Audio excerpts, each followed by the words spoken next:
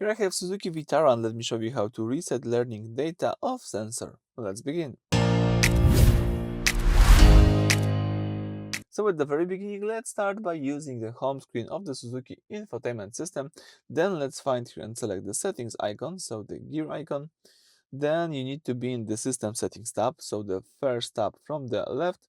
And now you need to scroll down until you see the reset. Let's choose the reset option right here. And now let's select reset learning data of sensor, the first option. So your car of course uses a sensor like gyroscope and speed pulse to track your position when the GPS signal is weak. Over time it learns and calibrates. This option clears the data so the car can start learning from the scratch. Sometimes it's good to do it to have the fresh start. Let me tap yes, and you just reset the learning data of sensor.